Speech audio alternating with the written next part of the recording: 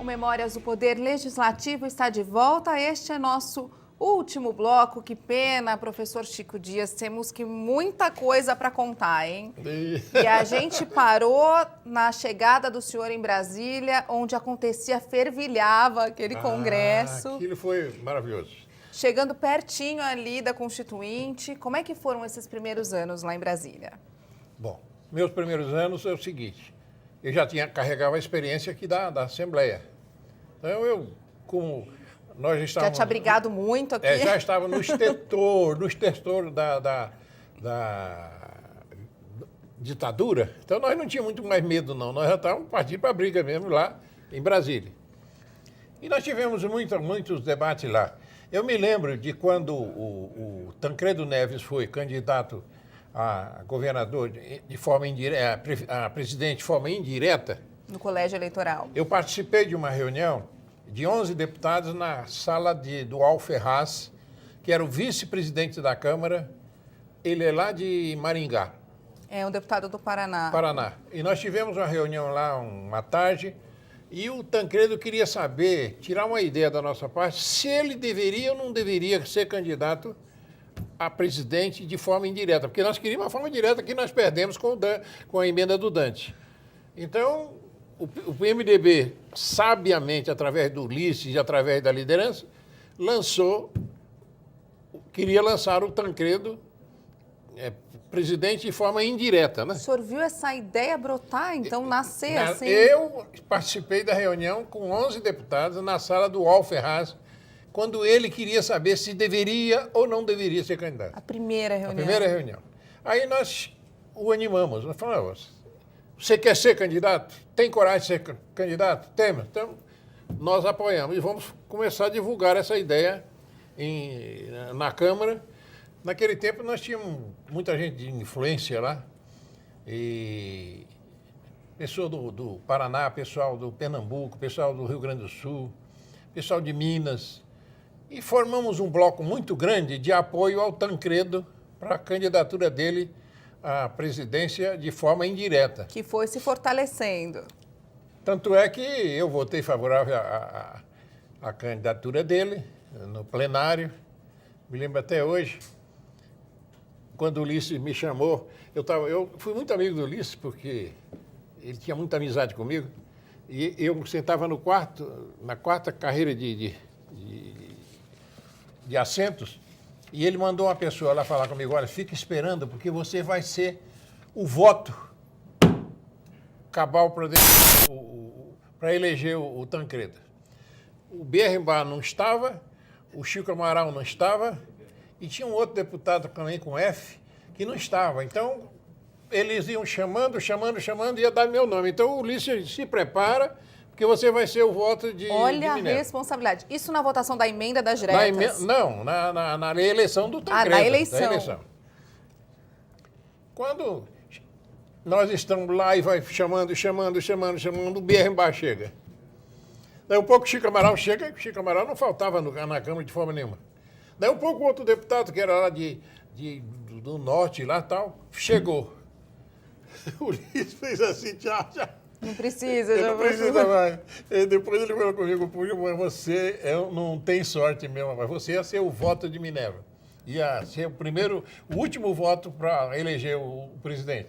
Mas eu fiquei, para mim, só em votando. Porque ele foi eleito. Foi eleito. Fiz parte também das diretas já. Naquela época, nós andávamos o Brasil quase todo.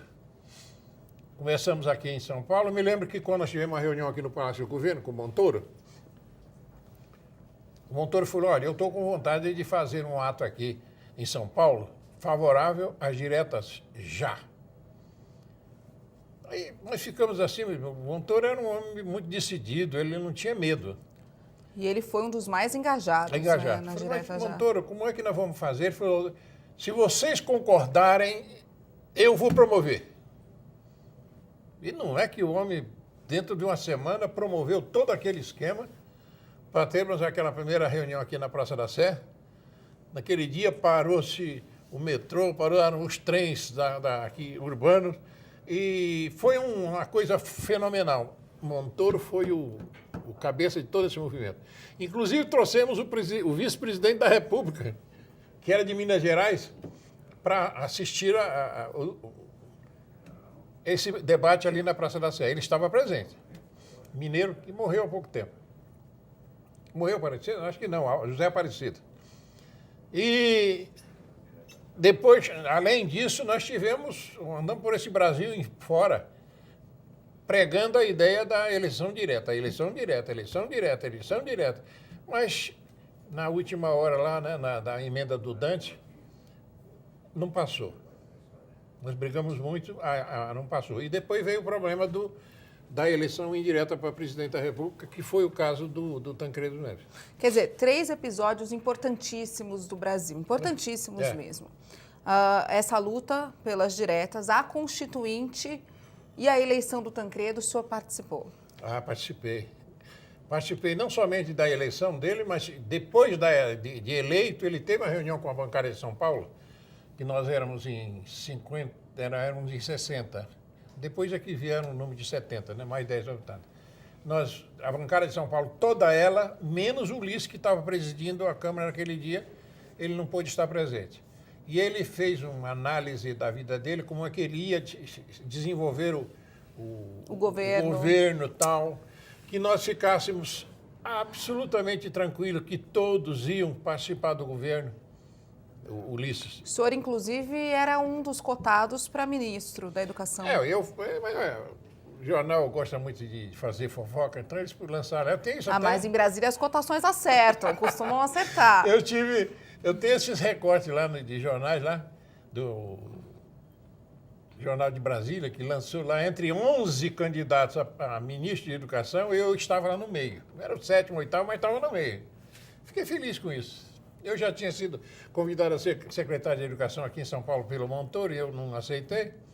Então, eu levei isso aí mais como uma pilheira. Mas valeu, né? Para o meu currículo valeu, porque eu tenho isso guardado. Uma pena que com a morte dele... Deve ter sido muito difícil para quem participou desse processo todo. No dia da posse dele, na véspera, houve muitas reuniões lá na Câmara. Eu tinha levado minha mulher, todos nós deputados levamos as esposas, porque iam participar do grande banquete à noite, lá no Ministério de... Não me lembro onde é que foi, mas eu sei que era um banquete muito grande.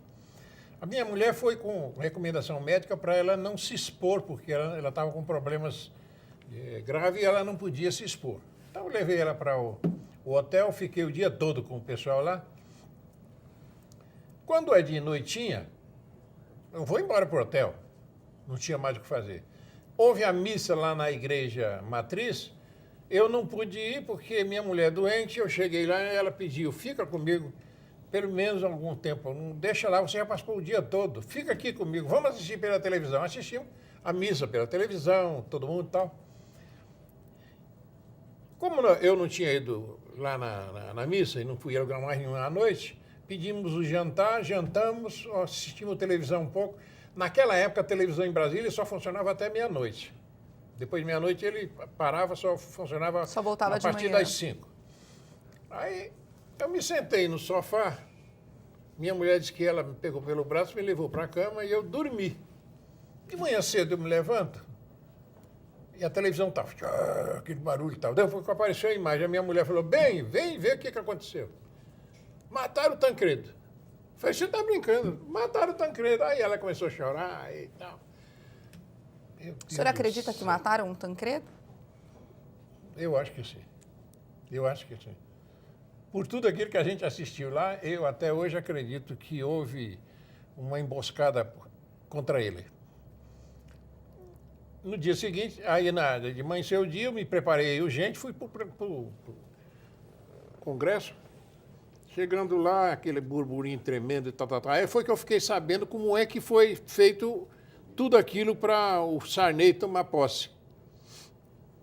Durante a noite, mandaram buscar um jurista muito famoso lá do Rio de Janeiro, mandaram de avião, um jatinho buscar, para ele dar um parecer a respeito se o Ulisses assumiria ou não assumiria.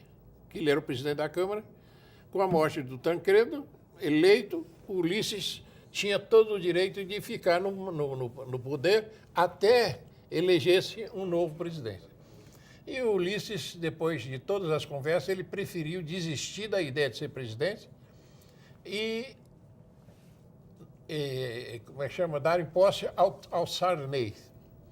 Houve, na época, um certo rebu lá, porque a turma não confiava muito no Sarney. Então, mas, de qualquer forma, seria o tapa-buraco. Porque se nós não lançarmos, dizia o Ulisses, se não lançarmos o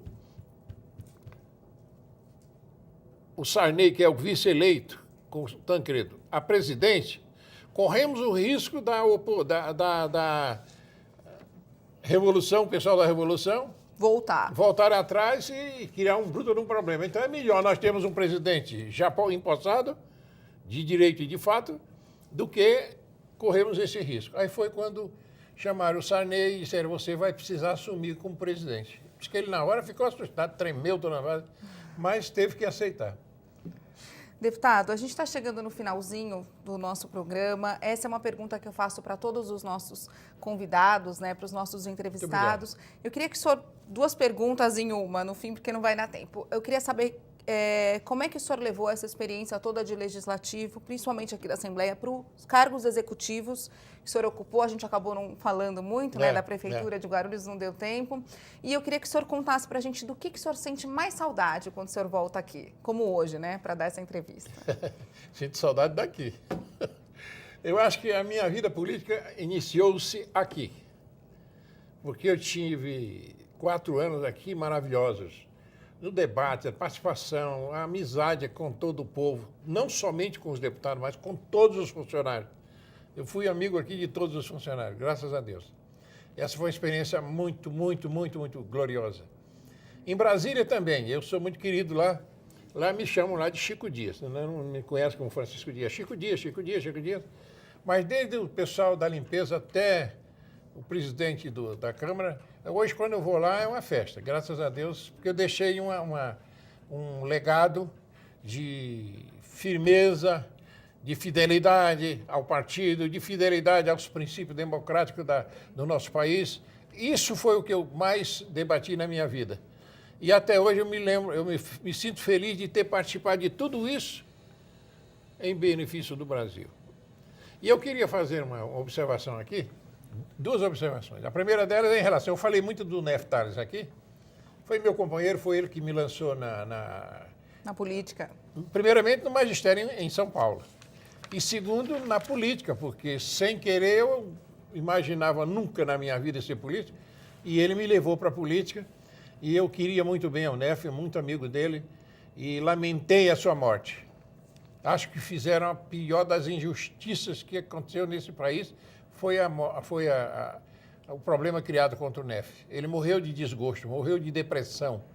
Ele não queria ver mais ninguém. Eu queria visitá-lo nos últimos dias da vida dele, ele não aceitou, porque ele disse que ele ficou tão feio, inchado e tal, que não queria que os colegas vissem ele mais daquele jeito. Então, eu lamentei esse problema. Então, esse programa é em homenagem a ele. A ele. O Neff foi um grande companheiro. Segunda observação, a minha família.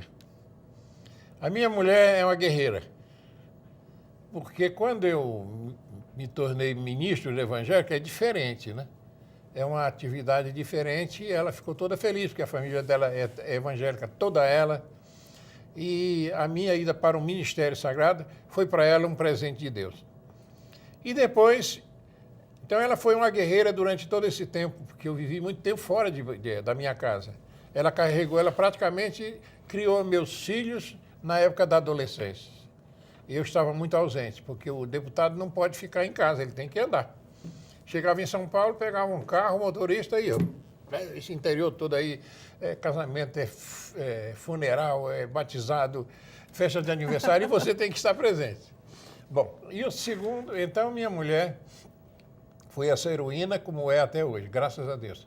E eu tenho 5 filhos. 4 legítimos e uma adotiva. Uma moça muito bonita que nós criamos desde 2 dias de vida. E tenho meus filhos todos casados, todos formados. Tem uma que mora em Miami. E tem um netão que mora em Miami, que amanhã volta para Miami, está passando as férias conosco. Então, eu quero deixar aqui um abraço à minha família, meus filhos, minha mulher, meus filhos, aos meus eleitores, não me esqueço de ninguém. Não sei quem são vocês, porque eu tive tanto voto que eu não pude conseguir chegar até os meus eleitores. Então eu quero, nessa oportunidade, transmitir aqui os meus eleitores do estado de São Paulo, que foram meus amigos de verdade. Valeu a pena. Valeu a pena. Bom, Chico, então, muito obrigada. Pastor, deputado, professor. Professor. Obrigada. E fica a nossa homenagem, então, para o NEF. Viviane, uma satisfação participar desse debatezinho aqui. A você, aos câmaras, a todos os colaboradores, o meu abraço sincero, querido, e que Deus continue abençoando vocês muitíssimo. Amém. Muito Amém. Obrigada. É isso, o Memórias volta então na semana que vem. Muito obrigada por ter ficado com a gente durante esses 3 blocos e até a semana que vem.